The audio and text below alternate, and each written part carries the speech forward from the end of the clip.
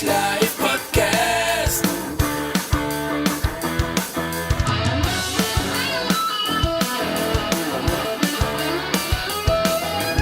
Oilerslive Podcast.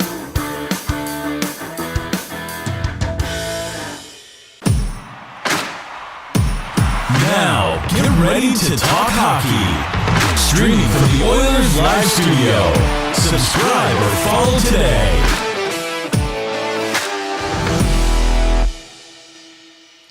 Hey, welcome back for another edition of Oilers Live Tuesday.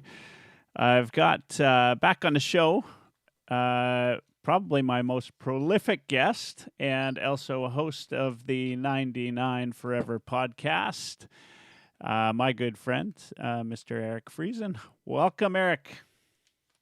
Hey, thanks for having me back, Michael. Always great to talk Oilers hockey with you. So you usually keep a tally. What are we at? How many times have you been on Oilers Live? Do you know? I've gotta had be like 15 now. I had it written down. I know that I think it was 9 episodes before I started the 99 Forever podcast, and you've been on my show twice. So that's at least 11. And I would guess I've done maybe 5 of these live streams with you. So we're probably approaching 20. I could search it another time, but yeah, I'd guess somewhere in the range of 20 podcasts together. Well, that's a few. That is a few. That's a few. And I've only been on yours twice. You got some work to do. I know. I got to catch some up and work get you on to a few more There's times. some catching up to do.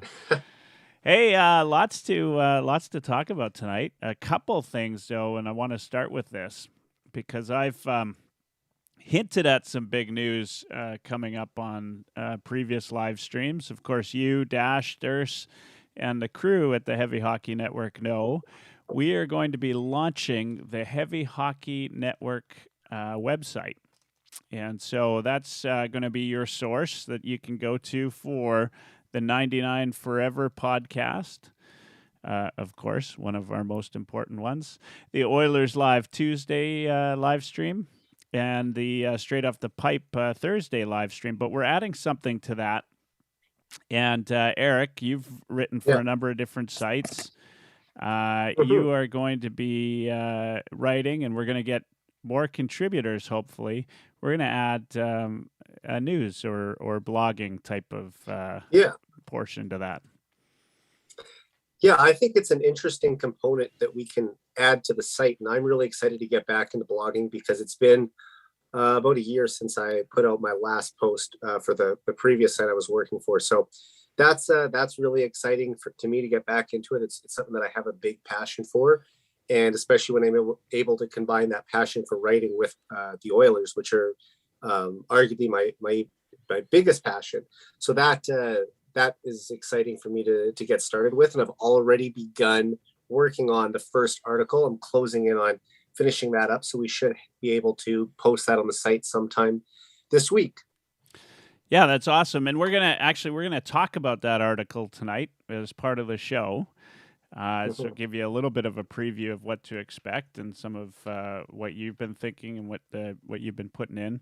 Lots actually to talk about because, of course, as we know, the Oilers rookie camp is kicked off and hockey is kicked off, and there's been lots of news around the league, lots of things happening with the Oilers. We're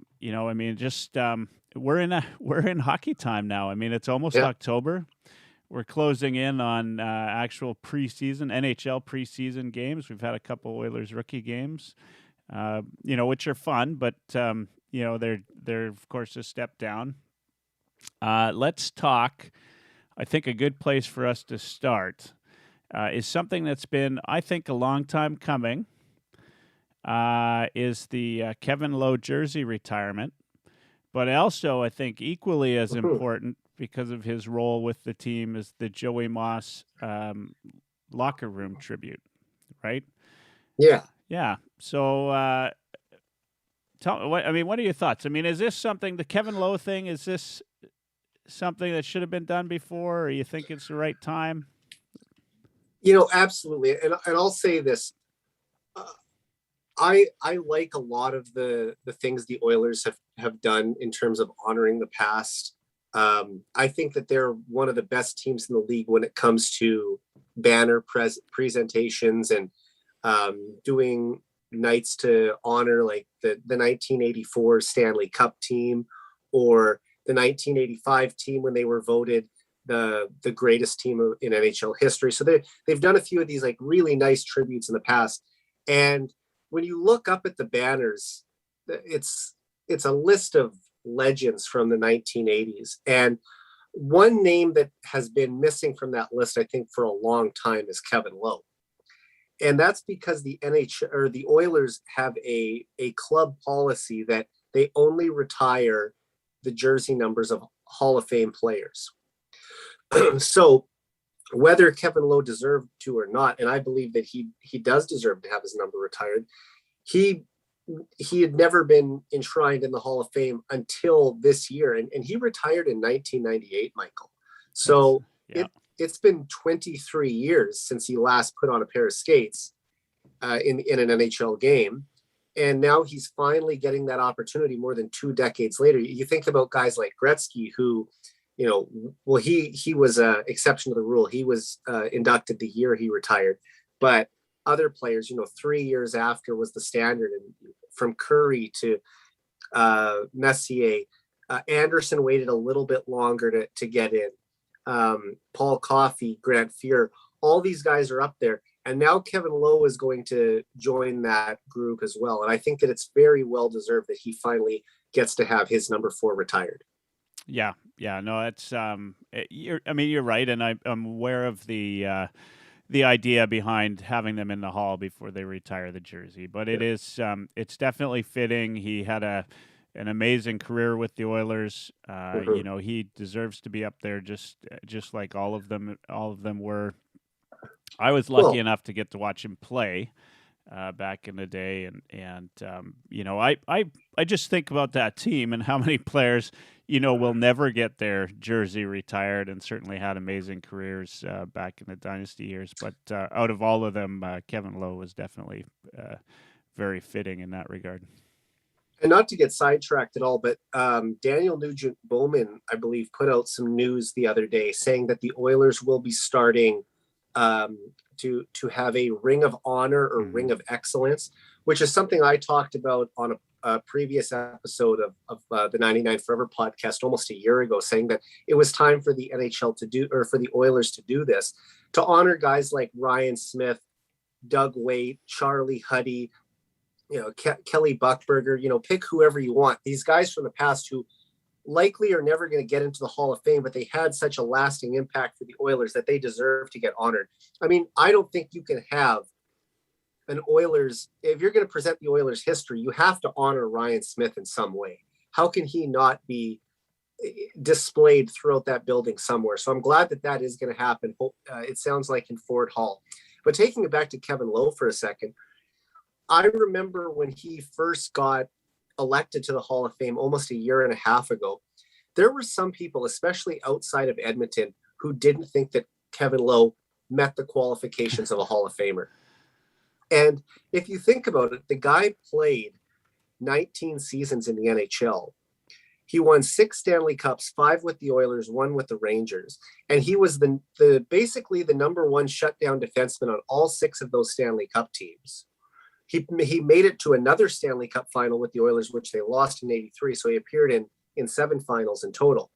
He's also the first ever draft pick in Oilers history. He scored the first ever goal in Oilers history, and he holds the records for most regular season games and playoff games as an Oiler. So and by the way, he played in 7 All-Star games and won 2 Canada Cups with Team Canada.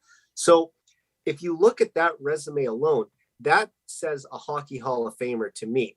And there will still be people out there who say, he never put up the huge point totals like a Paul Coffey did or anything, but he played his role. And as the top shutdown defenseman on the Oilers, helped them win those cups.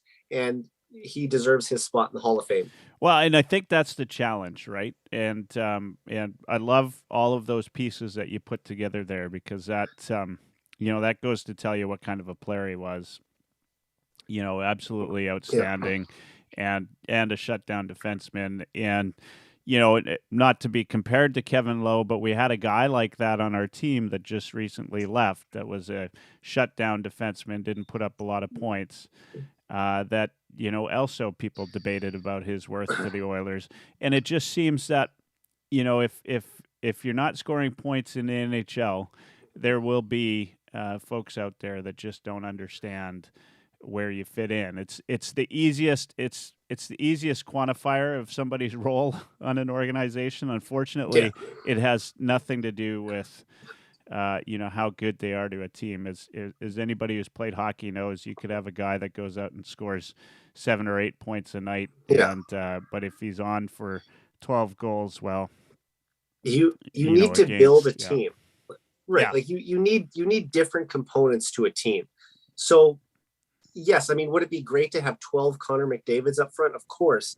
Or, would it be great to have 6 Paul Coffeys on the blue line back in the 80s? Sure. But the thing is that if every player has a specific role, then that's how you build a team. And for me, looking at those 80s teams, they were so focused on offense. To have a guy who actually was concentrated on the defensive side of the game was a big deal. And the Oilers have always seemed to have a guy like that.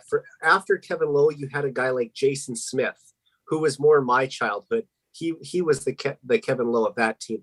And then after that, you move it down the road into a guy like Adam Larson. And now we're hoping a young guy like Dmitry Samorukov will be the next one.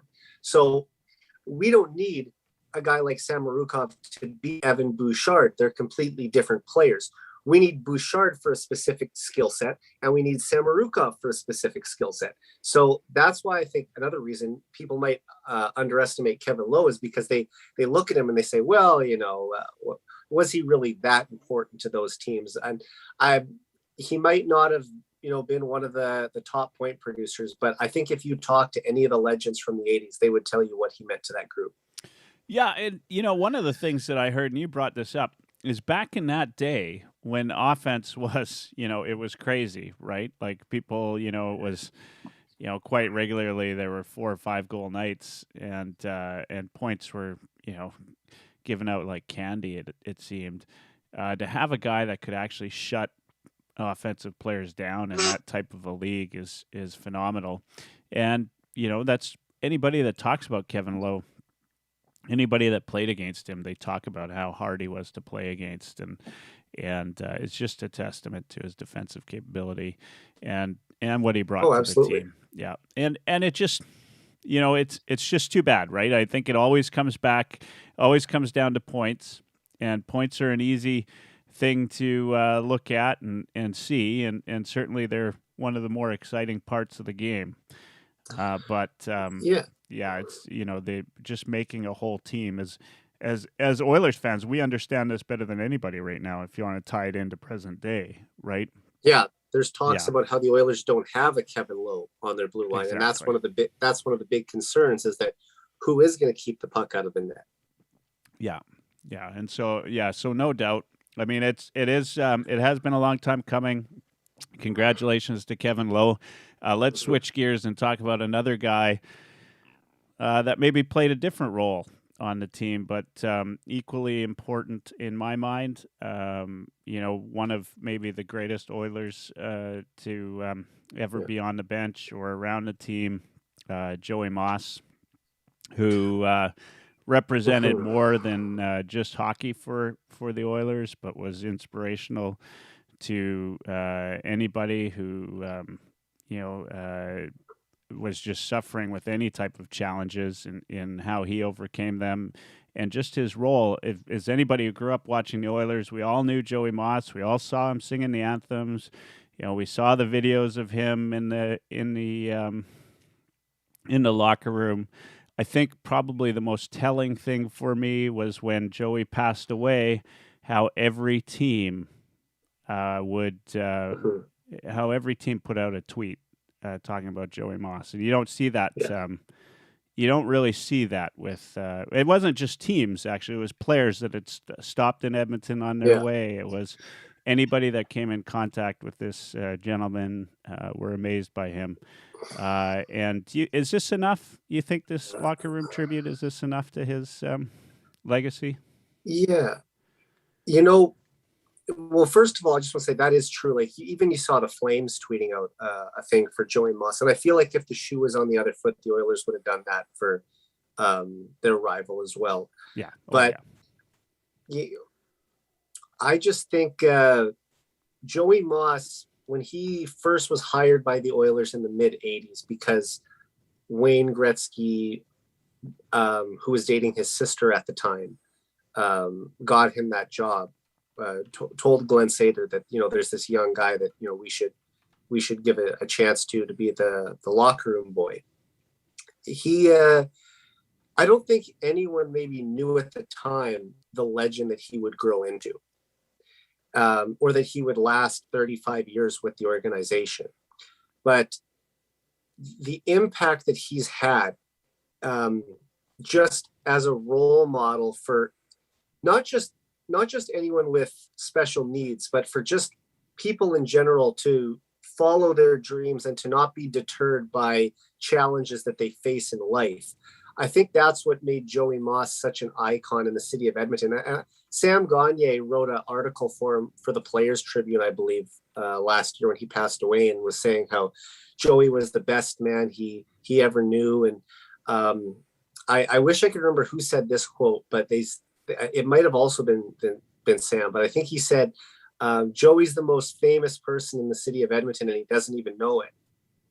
So it's just one of those things where he just went to work every day and loved what he did, sang the national anthem with as much passion as you could ever imagine, and just seemed that, he always had a smile on his face from any clip I've ever seen of him and from the stories you hear. And it's just, it's a shame that, he passed away at a relatively young age, but what a lasting legacy he left. And as for, is this tribute enough? I don't know if a tribute is ever enough. I could see them naming the street in front of Rogers Place after Joey Moss. I could see them doing other things throughout the building to, have his name or his image memorialized even more. But I do like the fact that they are putting something in the locker room specifically, considering that is where the majority of his responsibilities with the team laid. So I would say that's at the very least a great place to start for the Oilers to do that. Yeah. And I mean, you're right. I think maybe this is the beginning of something else. There will be I think there definitely should be or will be more tributes to Joey over the years. Of course, he was a recipient of the Alumni Association's 7th Man Award. I grew up watching Joey Moss. He was as much a part of the Oilers as any of the players, and I didn't even realize it was 35 years until you said that. Fantastic, unbelievable. Not just the Oilers, but the Eskimos, now the Elks. I mean, Joey was just, he was everything. You saw him on TV commercials. I have a niece that has Down syndrome, who had a chance to meet Joey Moss, and what an inspiration. Absolutely fantastic and a great tribute. And as we talked about, I mean, so unbelievable that everybody around the league knew who he was and what he meant to this team. All right, let's... sorry, go ahead. No. I was just going to say that's a really great story about your niece. And I'm sure that there were a lot of people with any type of special needs who, would love to meet him. Yeah. And it seemed like he had time for everybody. So now let's talk about, we're closing in on the season. First off, you getting excited? Oh yeah. I mean, you know me, Michael, I'm Oilers hockey 12 months out of the year. So it's just having the past 2 rookie games to watch, has already got me really geared up and ready to go for training camp this week. So I'm fully on board. I'm excited, and I can't wait till they drop the puck on not just the preseason games, but the regular season in a couple weeks. Yeah, it's starting to feel more real. Watching and listening to podcasts, reading the articles, seeing the movement around the league. Oh yeah. First, I know we're gonna talk Oilers hockey, but and we've got a couple of things that we wanted to talk about tonight. Just quickly, what do you think of this Kaprizov extension? 5 years, $45 million. So what's that? Yeah. 9 million a year. First off, um, it's Billy Guerin there in Mhm. Minnesota running the show. I was under the impression he was holding a hard line on this one. I mean, I'd hate to see I think, what if he wasn't holding a hard line, what Kaprizov would have got. yeah, It seems pretty high, I don't you know. think? Especially the And 5 year remember, term. I mean, the kid's scared. Let's not. yeah, But it's one that's of those things where the Minnesota Wild had one of their best seasons in franchise history last year. They just bought out two huge contracts from Suter and Parise, and to now lose their best player, I think it's fair to call him their best player after only yeah, one season. And yes, he didn't come over to the NHL until he was 24, but the fact that he's here now and that he's performing as well as he is already, I think that, I mean, maybe he's a one hit wonder, but I think that he's moving into the prime of his career, and I wouldn't be surprised if he's only going to get better. So I wouldn't say that that's a bad bet to make. It's one of those things where the threat of having him leave to the KHL was real, and it would have been a disaster with their fans if they would have let Kaprizov come into Minnesota, have this unbelievable season, win the Calder Trophy, and then leave. That's almost the kind of thing you make a documentary about, is like this player who came in and had one great year in the NHL and then went back home. So I'm glad, at least from their perspective, that they were able to work it out. So I haven't really followed it too deeply, but I can see why the Wild would be willing to bring him back. He probably wanted an 8-year deal for $9 million, and that maybe was the only thing that Guerin was able to stop him from getting. yeah, yeah. maybe you're right. I mean, it just all this talk about Guerin holding the hard line and then to get 5 and 45, it seemed kind of funny, but at the same time, as it goes with anybody that can play in the KHL, or that is willing to, and Well, certainly those players, they hold some leverage, right? Like they definitely. Like I'd have no doubt that he'd go and he'd get the money, right? mhm. I mean, I guess that's the downside in that instance, right? Is he'd get the money. There'd be somebody there, some oligarch that would pay him whatever amount of money he'd want. He'd be one of the few players that would probably get their paycheck and he'd live quite well, I think. Yeah. In the KHL. And I think he's probably, I don't know this off the top of my head, but I feel pretty confident in saying this. He's probably the first player in NHL history to get that high of a cap hit after less than 100 games played in the NHL.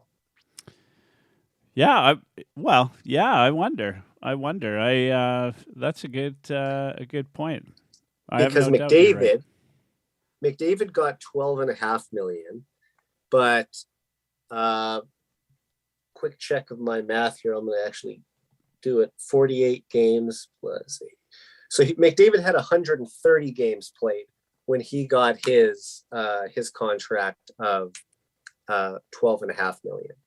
So still not that much over 100, but Kaprizov is still well under because there was only 56 games last year. Yeah. No, that's fair. That is fair. I mean, he, of course, he's as you suggested, he's not, like any of the players that have come over from, the KHL at that age. He's not, your typical rookie, right? I mean, he's got, he's older, he's more mature. He certainly, he didn't come up. It's not like he's an 18-year-old scoring at will.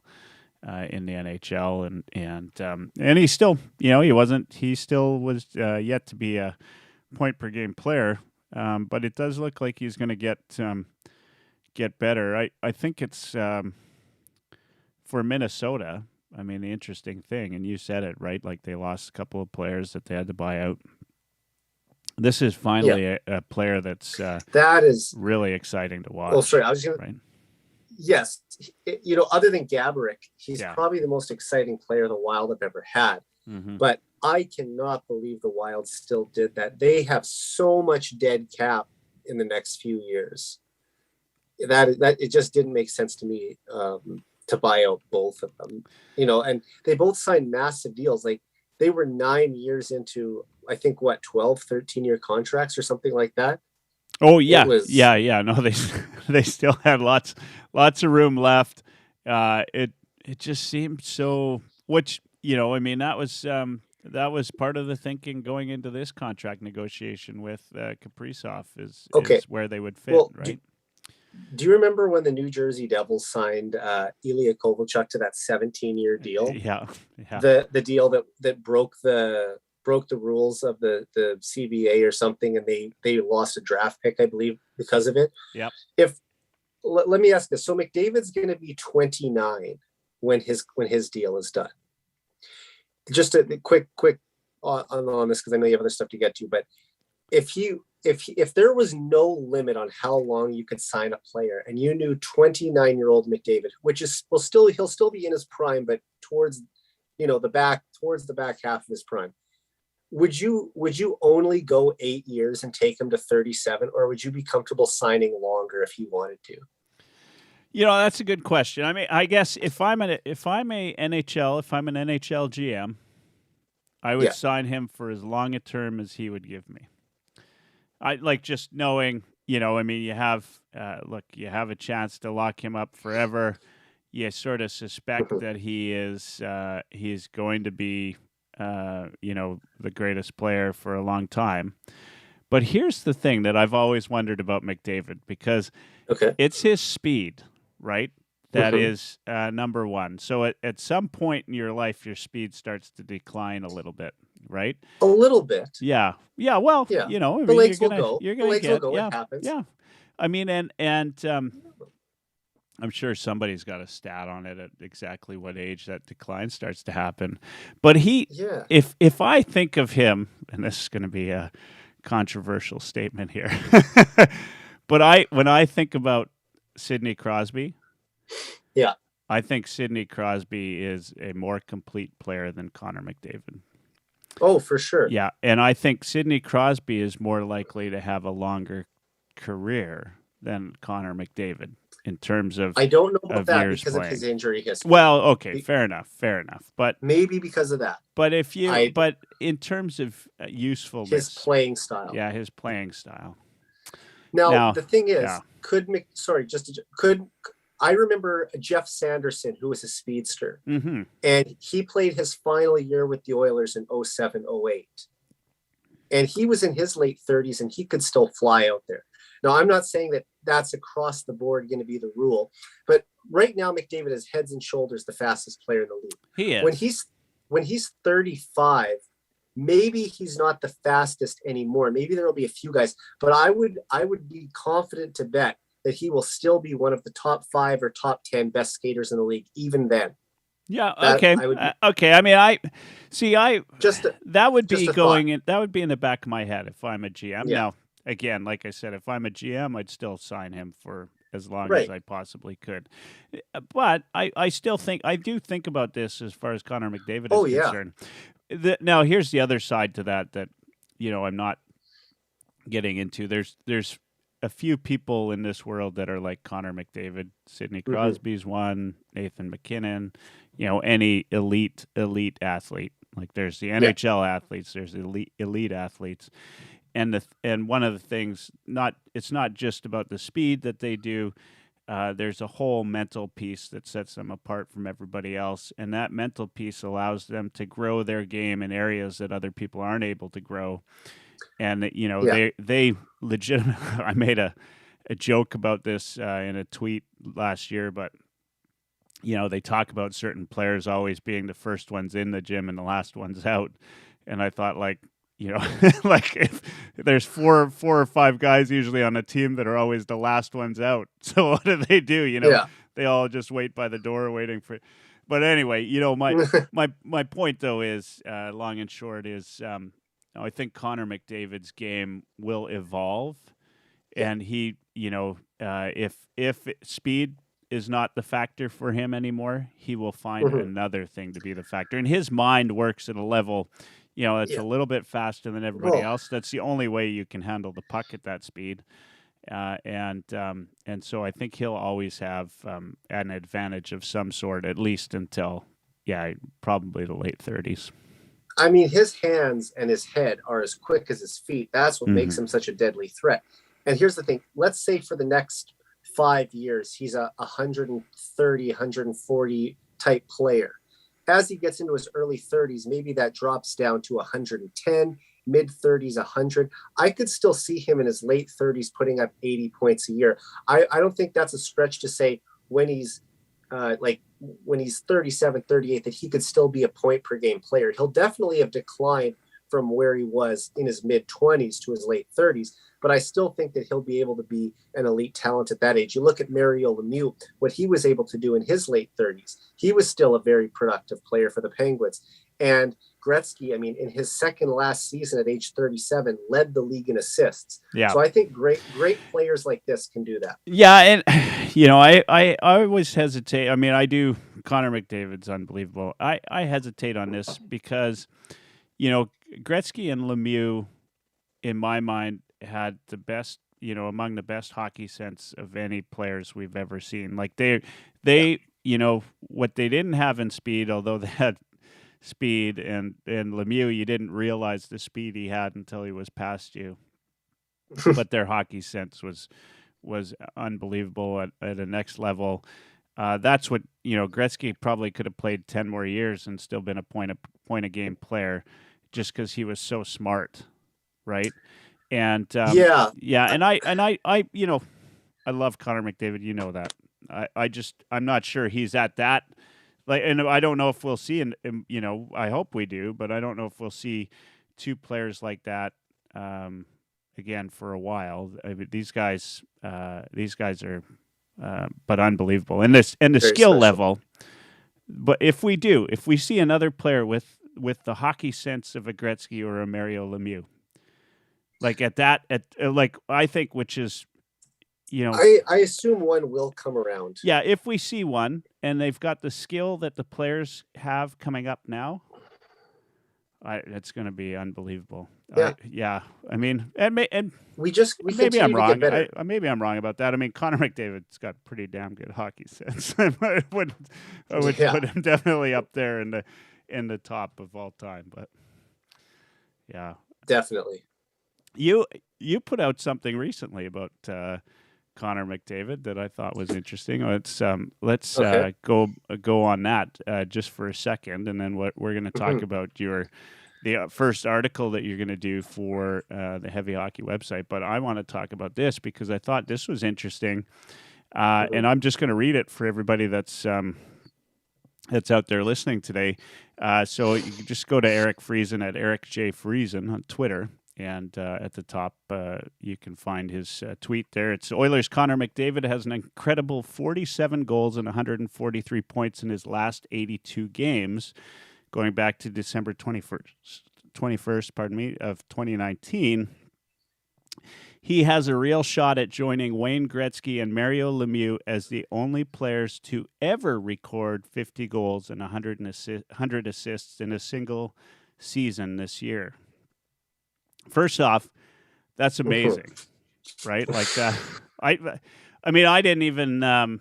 And there's another thing in this. I don't know where you come up with these things, but they're always great.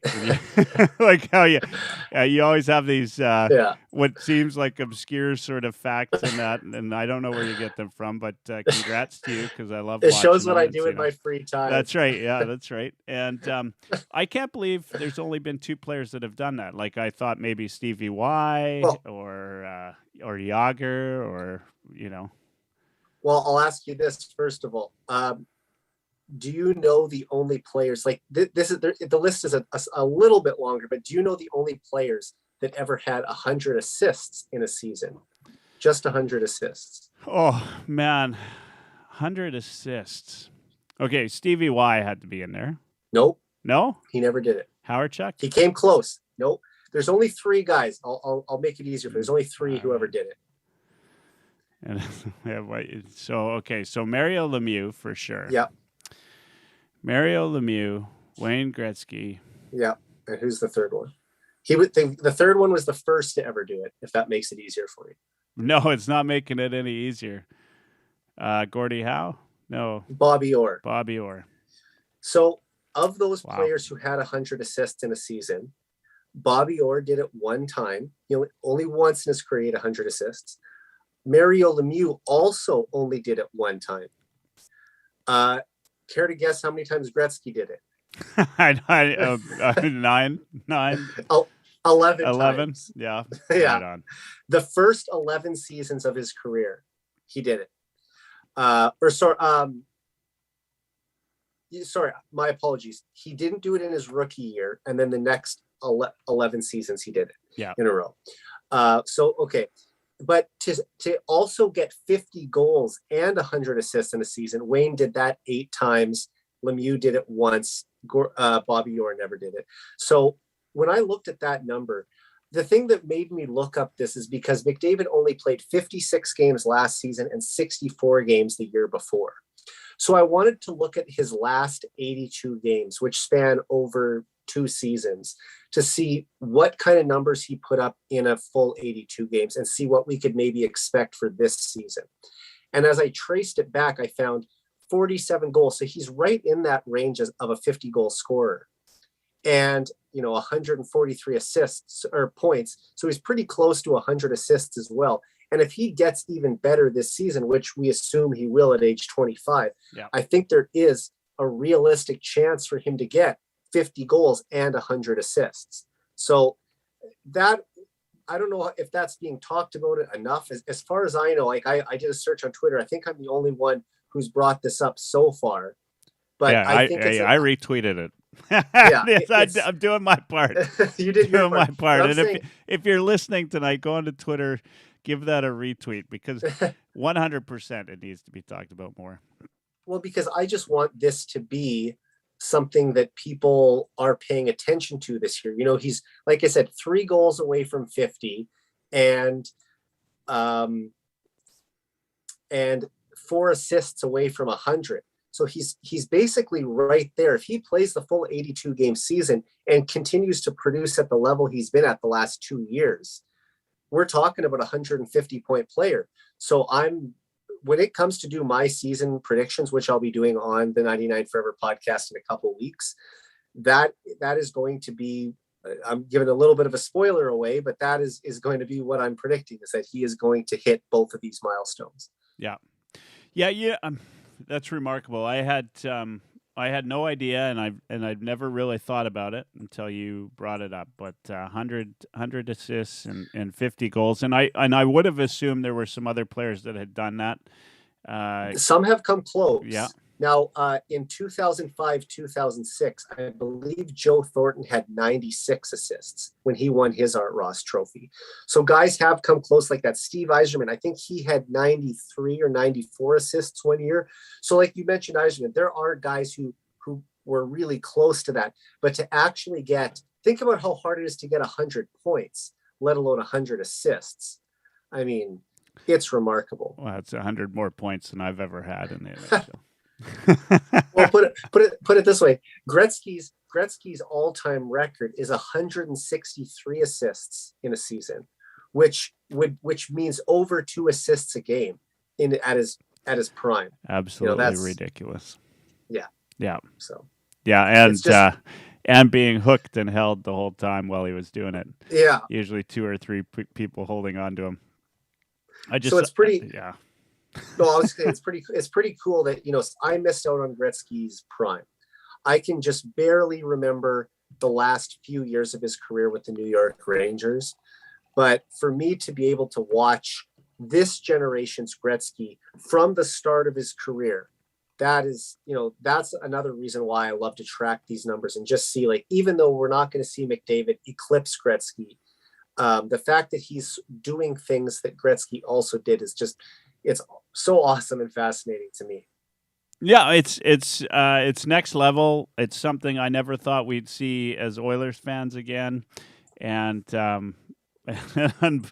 and just there every time I watch him play, he does something that is absolutely outstanding and just makes me ooh and ah while I'm watching him, and I can't believe we're getting another shot at watching one of the best players, or the best player I think right now in the world, play the game. And how sweet is it also that the Oilers have had Gretzky and McDavid, and the Flames have had no one near that level. Oh yeah. Well, I mean, I would suggest to you that we've had probably 4 or 5 players that the Flames have never had. I don't want to go that down level, that road too much, but I will say I have a friend who lives in Calgary who isn't a Flames fan. But I asked him the other day, do you think that Flames fans would admit that McDavid is better than Jerome McGinley? And I won't go down there too much because I have the utmost respect for Iginla too. This isn't a bash. I do love Iginla. You're right. Yeah, 100%. I mean, but Great I'm player. just saying. I will honestly wonder if Flames fans would even give us that. I don't think they would.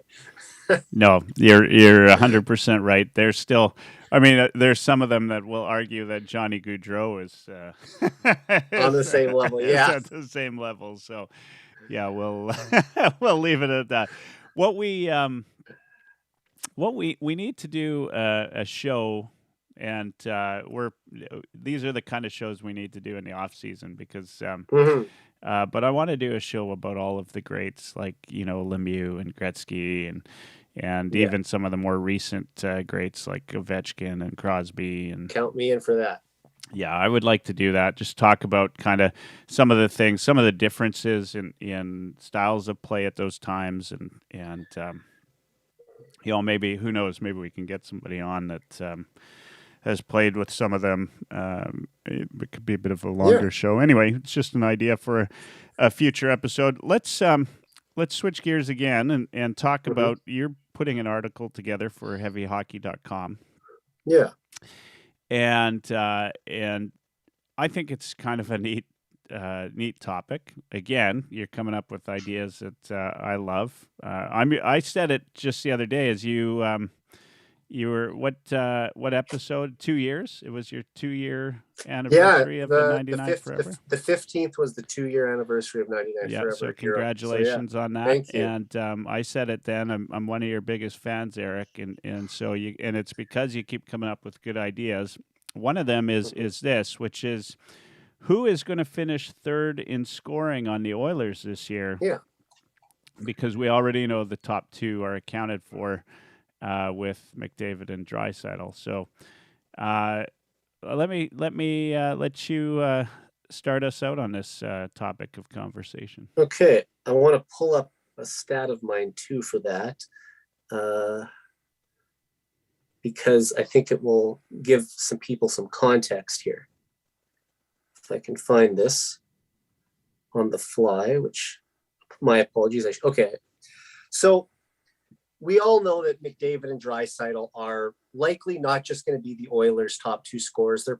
There's a very good chance they're going to be number 1 or number 2 or number 1 and number 3 in the league in points as well. The Hockey News just brought out their fantasy guide the other day, and they predicted McDavid will lead the league in scoring with 129 points, and Draisaitl will finish second, I believe, with 113 points. I think that, Draisaitl, 113. He could have more. He could have a little less, but he'll be in that range. I think they're low on 129 for McDavid, which sounds incredible to say. 129 would be the most points in the salary cap era by any player. Now, is this the right time to point out that last year I forecasted that he would break 100 points? Is this it's the one time that I got something right, and so you'll probably hear me say that 10 years from now. There was that season where I forecasted. No, that's a great prediction. I only said 92 points for him, and it felt low the second I said it. And I know. Yeah. That's why I'm going with that. He's going to hit 50 goals and 100 assists this year.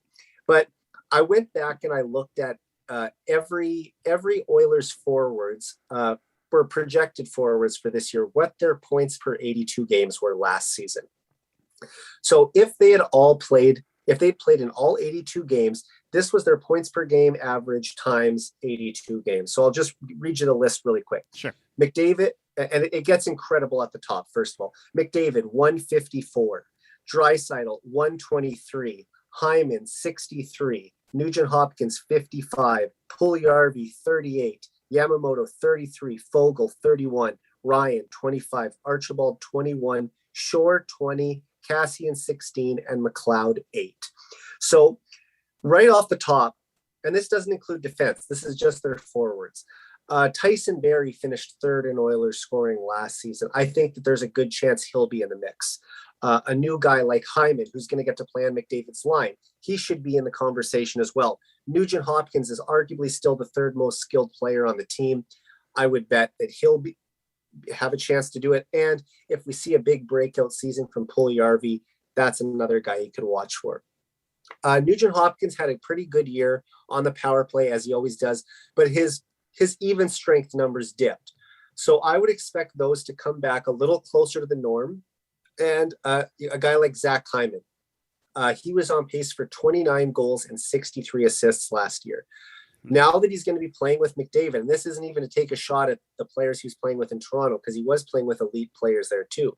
Getting the chance to play with McDavid now, I think we could see those numbers climb even more, especially if he's on the power play. I think there's a good chance he'll be the net front guy replacing Alex Chason. So, yeah, I would say Hyman has a really good shot to do it. Nugent Hopkins has a good shot to do it. Puljujarvi is a little bit lower on my list of candidates to do this, but he's still I think he'll be top 5 in team scoring. And same thing with Tyson Barrie. You just never know if he has another year on the power play like he did with the dynamic duo, then he could easily be third as well. So let me just turn it back to you. Of those names or anyone else, who do you think has the chance to get the third most points on the Oilers this year? Yeah, well, and a name you left out is Darnell Nurse, right? Who I did. Yeah, and I mean, I'd be doubtful, but he's still got as good a shot as. He does. Yeah. And I wanted to include him too. The only reason I picked Tyson Barrie over him is because I think Tyson Barrie is going to get the power play time that Nurse isn't. Yeah. That's the only reason I left him out. But yeah, of that group, who would you say is your prediction to finish third? Yeah, I mean, early on, and not having seen him play yet at all, I mean, the Oilers preseason might give me a better read on it. But early on, I'd have to say Hyman's going to be the benefactor of playing on McDavid's wing. And you know, if you're right on him replacing Chason in the front of the net, which I think that makes sense to me, especially given the work ethic and everything you hear about Hyman and the way he plays. It seems logical that that's where he'll go. And if that's the case, I mean, that could be, you know, we're talking about this 100 assists and 50 goals. He could make all the difference in the world. If I think, like, he could. As crazy as it sounds, I think we've been missing a good net front guy on the top on what's already the top power play in the league, right? You know, like, and we haven't even scratched the surface of where it is. Yeah, right. I mean, it could get that much better even. And realistically, the way that I look at Zach Hyman, like, he's going to dig pucks out of the corner for Connor. He's going to do a lot of the dirty work, some defensive responsibility he'll cover. But if he's on the same line and same power play unit, that means he's going to spend almost all of his time on the ice next to the best player in the world. Mm-hmm. That's a pretty attractive situation to be in. And the way that I think about it is, let's just say McDavid is that 140, 150 point player this year. Simply by just getting some touches to him, he's going to get a lot of points. It might be some secondary assists, but I mean, last year on track for 63 points, which would have been a career high. Does he get 70 this year? If his line mate has 150 points, you would think that Hyman gets dragged along for at least 70. That's just, you know what I mean? I mean, this is offensively, this team is going to be super exciting to watch. I right? think Yeah. I was going back and looking at past rosters, and I think that this year's forward group, top to bottom, like 1 through 12, might be the best forward group since 91, which was Messier's last year. Yep. The 92 team also made it to the conference final, and the 06 team made it to the Stanley Cup final. The 17 team was 1 game away from the conference final, but with McDavid and Draisaitl in their prime, I still think that elevates this group over the 05-06 group. That you could still argue that maybe the third and fourth lines were still better on that team, but I don't think that you can compare the current top 6 to the top 6 in 06. Look, and I'll tell you this, because this is, of course, a source of contention for Oilers fans right now, is on defense. You've got a guy like Darnell Nurse that's going to play a ton of minutes, and and he is like one hell of an athlete, right? He's going to make up a lot for what people are scared of on defense. But at the same token, I know the deal for Duncan Keith, and then getting CC in as a quote unquote replacement for Larson. Look, these are veteran guys, right? Like, they're guys that I still think will have some bearing and some good pieces to this offense, right? And we still haven't. We have no idea what Bouchard's going to bring to the mix this year, right? We have zero idea. There are question marks that I have on this team, that the question mark isn't, are they going to be so bad that we're going to hate them? It's going to be, how good are these players going to be, right?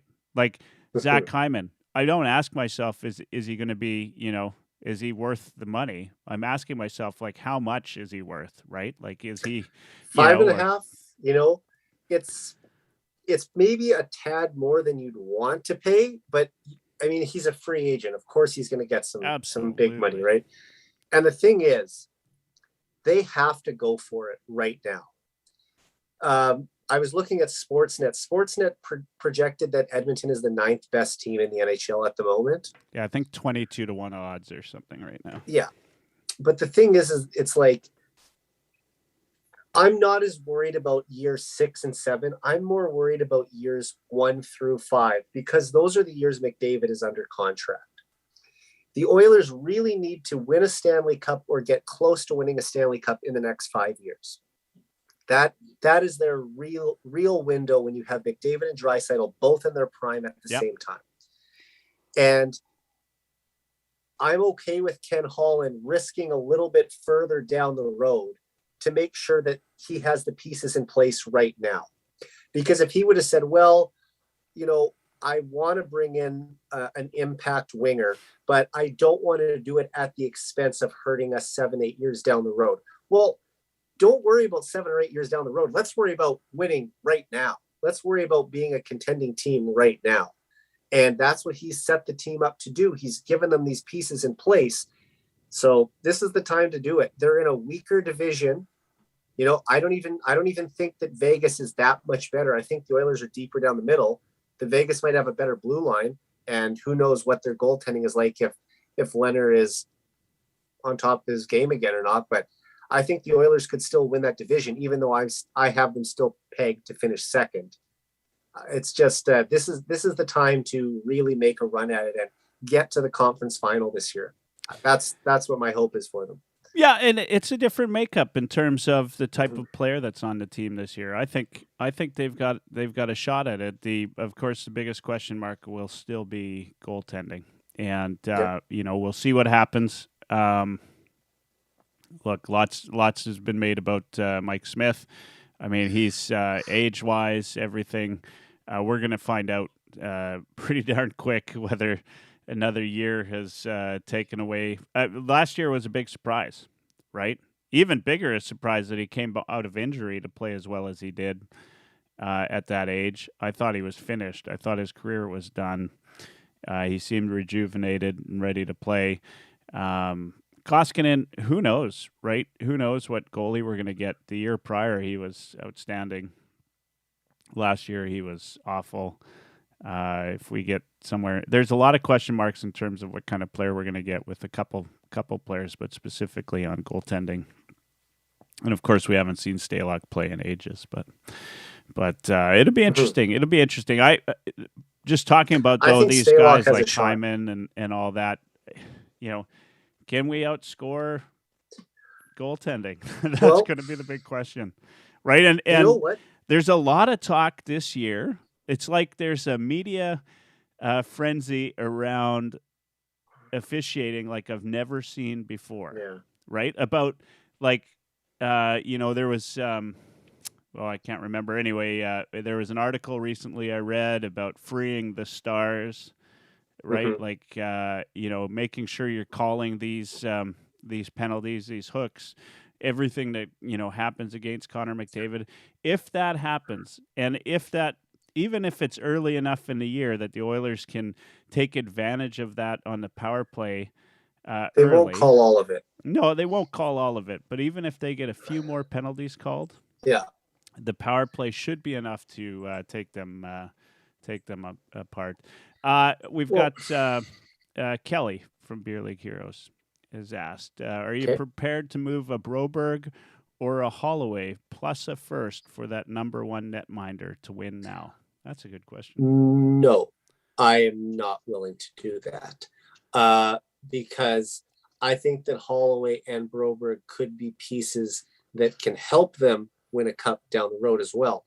And is that going to be the ask from, let's say, the Ducks for John Gibson? I could see that being the ask.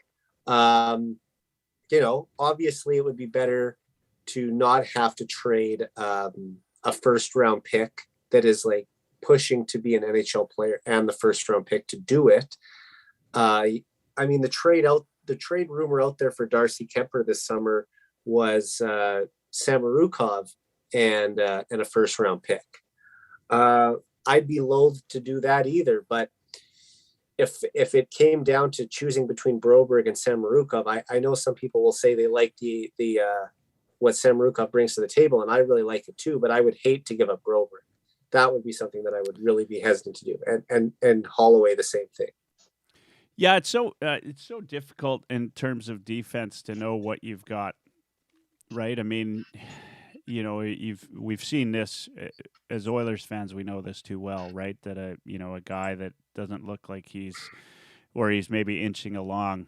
That's what defensemen do. They inch along, and they finally get to that point where they're ready. I mean, you could have given up on Bouchard a couple of years ago, right? When it just, early on and they didn't want to play him. And if you're a fan and you're watching, but you can't. You gotta let these guys learn at the pro level before they come into the league. It's just the nature of that position and the maturity it takes. Darnell Nurse, only 2 years ago, guys were calling for a trade of Darnell Nurse, right? And so we've got to. I would hate to lose Broberg. Only partly too because we've already now lost Bear and Jones, two prospects on the blue line. I love having actually some defensive depth in the prospect system. They have a lot of change. Yeah, they do, but we never had that. I remember having Jason Strudwick on the podcast 3 years ago, and his kind of closing comments to me were, Michael, we've got no defense, and we're not going to anytime soon. And at the time, he was 100% right. We had no immediate prospects. And finally, the Oilers have guys that at least can come up and play 2 or 3 games if they need to, right? And it's nice. It's a good change. They're not. We still have some work on the defensive line, obviously, but it's nice. The other thing is too, they've done a good job of drafting defensemen ever since Chiarelli was here. And I know people don't want to give Chiarelli credit for much, but he actually did do a pretty good job taking guys like Baron Jones as well as John Marino. And he was the one who drafted Evan Bouchard as well, which I believe, was his last draft pick, his last first round pick anyway, as GM of the Oilers. But they can't keep giving up these guys as well. Like you said, they have to find a way to hold on to them and develop them and have them be a part of the team. So yes, did they have to move some guys to make space for other players, like trading an Ethan Bear for Evan Bouchard to have room? Like there's things that can happen there. I just want the Oilers to not give up on a Philip Broberg at age 20, just because people will say the pressure is on because, oh, look, another defenseman has made it to the NHL at that age. Not all defensemen develop in a straight line and develop at the exact same time either. Yeah. So it's not like there's it's not like that doesn't mean that he isn't going to be a good defenseman at the NHL just because someone arrived earlier. He's 6'4" and skates like the wind. There will be a place for him in the NHL, and hopefully it's with the Oilers. Yeah, I hope so. I my biggest fear with Broberg is honestly the injuries and this, of course, now that's what we're worried about with Samorukov as well. But that's just a freak injury. Mm-hmm. It's just unfortunate. Anyway, yeah, and Holloway, I think, Kelly talks about that. I think the question really, if you go down to the roots of what Kelly's asking is, what expense are you willing, if you're Ken Holland, willing to go after the cup right now? And does the cup mean that we need, a different goalie? And I think so much. Look, if we didn't get Kemper, I think that Ken Holland was working the phones trying to get that number one goalie, right? And I think he'll try and trade for one at some point during the season, though, too. Yeah, that's kind of my thought process on it. Is let's see, what this team can do in front of Mike Smith and Koskinen and if Stalock shows up, I think what Kelly's on the chat and Periscope, he's saying that Matheson was reporting Stalock was still in Minnesota despite training camp starting tomorrow. So I'm curious. I mean, we don't know everything that was wrong with Stalock, right? We only, I've only heard parts of it, that it was, COVID related heart condition.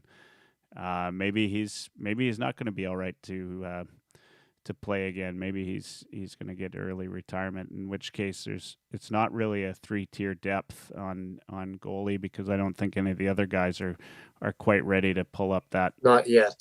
Maybe a year piece. from now, Skinner could maybe be the backup a year from now, but not this year. I'd like to see him be the starter in Bakersfield for a full year. Yeah, and so it'd be interesting. I'm going to have to look further into that. Thanks, Kelly, for letting me know. The other thing, and I didn't watch the rookie game, but did you watch the rookie game last night?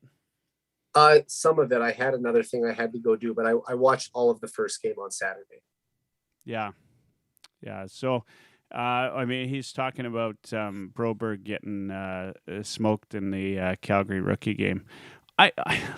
Look, I think that's the way Broberg plays, though. I think that's kind of the worry about him is like I remember watching him in junior. He takes some big hits as well, like just the kind of the way he plays.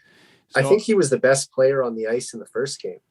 Yeah, I mean, a lot of times he's outstanding. Like, I mean, in the juniors, right? Like, he was outstanding, right? Against his own competition, like against his own age group.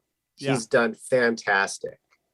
You look at how he played at the Holinka Gretzky tournament and against at the under-18 World Championships. Those were both tournaments against his own peers. And he was the top defenseman at both of those events. So, yes, it's just going to be performing at the same level against men now, where he's not playing against other 17-year-olds. He's playing against guys who are 5-10 years older than him. Yeah, that's pretty.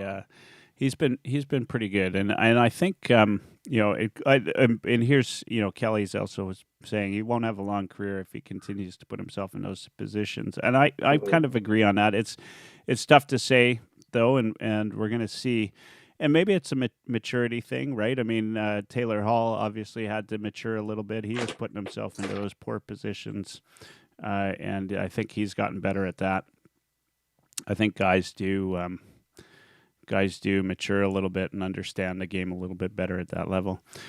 Hey, we're over an hour. There's still lots to talk about. Obviously, one thing, just quickly, I think before we head off, is Yamamoto signed Mhm. recently. This was, of course, going to be a big thing. I don't think the Oilers had much they could do, and Yamamoto obviously didn't have the bargaining power that he wanted. What do you think of this? I mean, there was some small rumors about him possibly seeing an offer sheet. I couldn't see it. I didn't think it was going to No, happen either. I mean, it's one. nobody knows what kind of player he's going to be, and that I think part of the reason why you didn't see an offer sheet for him was he certainly meshes well with Leon Draisaitl, right? And Nuge. And Nuge. And that was part of his success. And I think if I'm another GM, I'd be worried that outside of that pairing, he might not be as great an NHLer as you'd want in Well, order to provide the offer sheet. But your thoughts on this contract? I mean, it's obviously a short sort of show me contract, right? Like yeah. it's not even a show me contract because he's it's nothing, right? He's a guy I've followed since junior, and Yamamoto was a player I wanted the Oilers to take. I actually wrote an article for it for Oil on White prior to the draft saying, I hope that Yamamoto is who the Oilers will pick at 22nd overall. And thankfully they did take him in 2017. The thing is, he had the highest points per game average of any player in his draft class from the CHL, but because he was so small, he fell out of the top 10. And if you go and look at his points right now, I think he's still 11th or 12th in points from that draft class, and we're 4 years out. So it's almost a time when you can start to evaluate that a little bit, where I think that he probably almost could have been a top 10 caliber player from that year. Yes, he's had some up and down years. Like 2 years ago, he came up from the Bakersfield Condors, and he was lights out playing with Leon Draisaitl and Ryan Nugent Hopkins. It was a line that clicked right away and just had great chemistry. They were producing a goal per game, that line at least. Mm-hmm. And then you look at this past season, he struggled a little bit. He only scored 4 goals in the last 40 games of the season. He didn't have a lot of puck luck. He was still creating chances with his speed and tenaciousness, but he wasn't finishing. Maybe he's somewhere in between that. Maybe he won't be the point per game player he was 2 years ago, but he won't be the under half a game a point player he was this past season. He might end up being a 50 to 60 point guy or a 65 point guy. So he's still so young. He turns 23 this month. I think that we're going to see a better version of Yamamoto this year, but it's hard to say how much he'll rebound. I just hope that he's back playing with Draisaitl and Nugent Hopkins, because that will give him his best chance for success. Yeah, well, and one of the things, and this goes back to junior with Yamamoto, is he's a streaky scorer, right? Like, he was certainly on a hell of a streak when he came up and played with Draisaitl.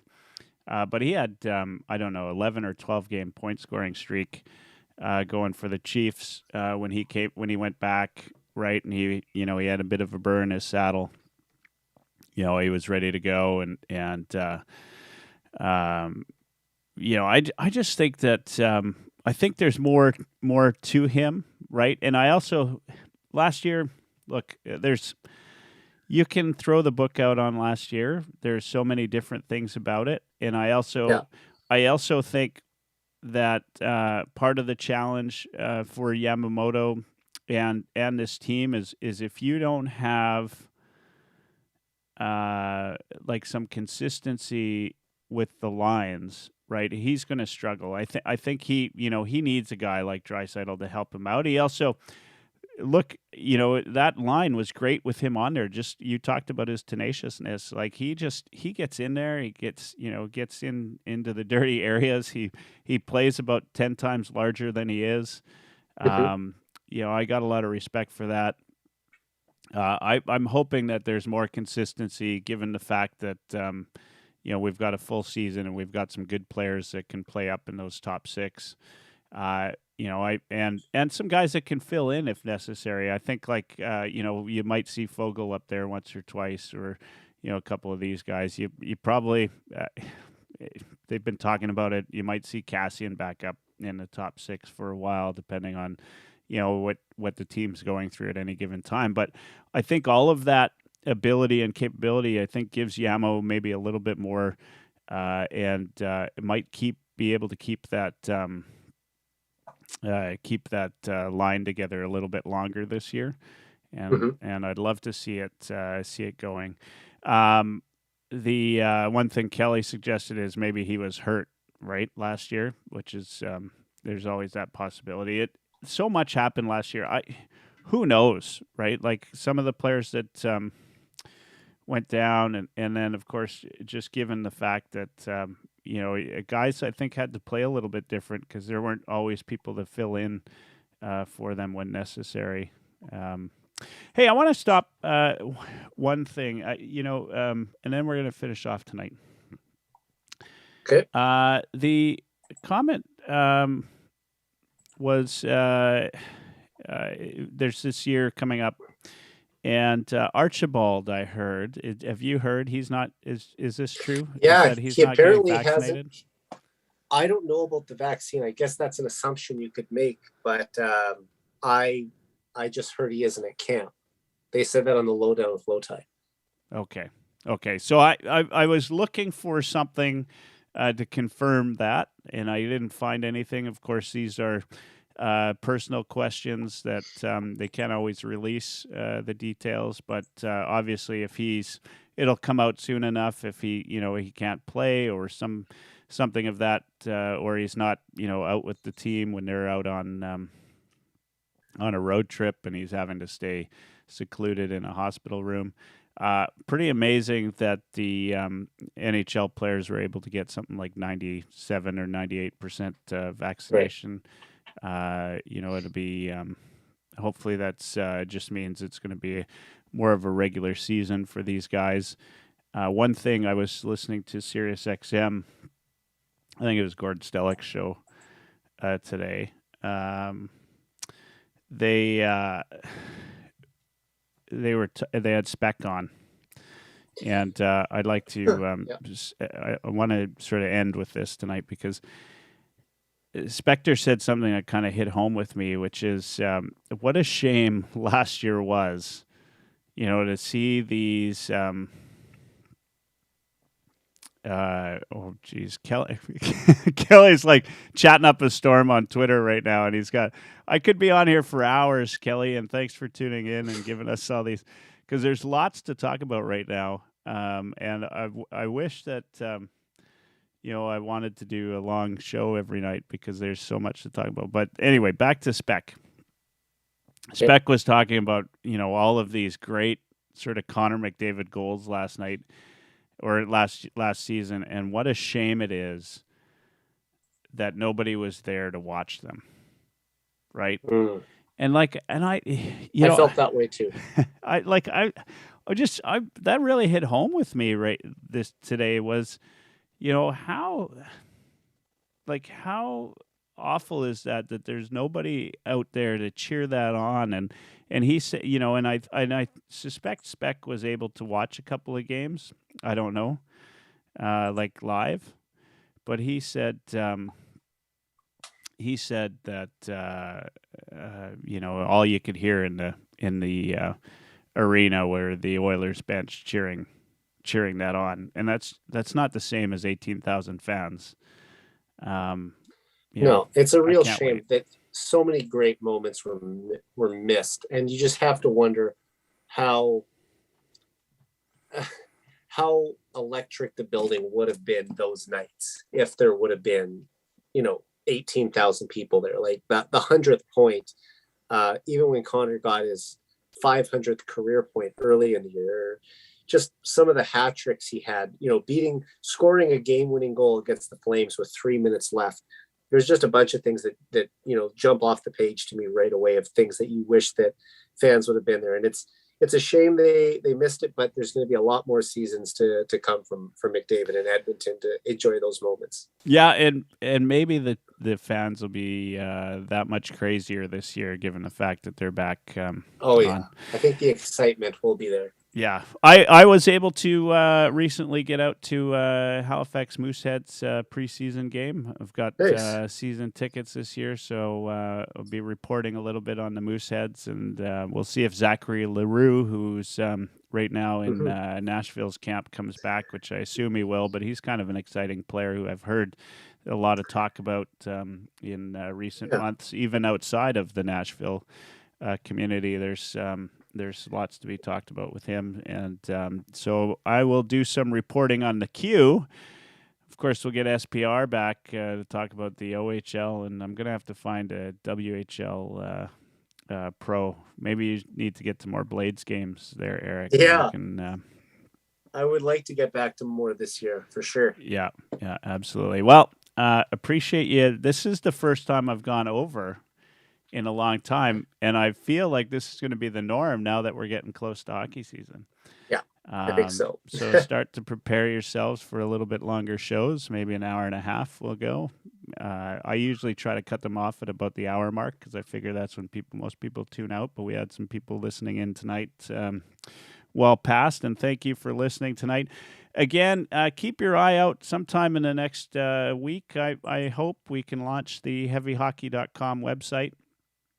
And we'd love for you to, if you're interested in writing and contributing, please reach out to myself or reach out to Eric, and we'll tell you what we're looking for and how you can contribute in the best way. And again, this has always been, about being just really big fans of this hockey team, big fans of hockey, and hopefully you enjoy listening and tuning in. Always welcome to hear your feedback when it's positive. If it's negative, well, To block that out. I get that too. There's enough negativity already. That's right. We focus on the positive. All right. This is another edition of Oilers Live Tuesday. We'll see you next week. Don't forget to tune in on Thursday for Dash and Durst. I don't know who they've got on this Thursday, and then Eric, you've got a podcast coming out soon. Yes, I'm hoping to record this weekend with Dash as well. So he'll be making his 99 Forever debut, and it's good. It's a good time because he's the only one on the network who still hasn't been on my podcast, and then hopefully I'll be able to be on their show as well. That'd be awesome. I'm going to give you the last word tonight, and then I'm going to shut her down. So you get. I'm not going to say anything after. I'm just shutting it down. You go. I just want to say Michael gave me a shout out earlier for the 2-year anniversary of my podcast being on here, and I want to just take this time to thank you as well, because if not for you being my audio engineer, editor, guest on the show, and giving me a platform to host my podcast, I wouldn't be able to do that. So thank you very much.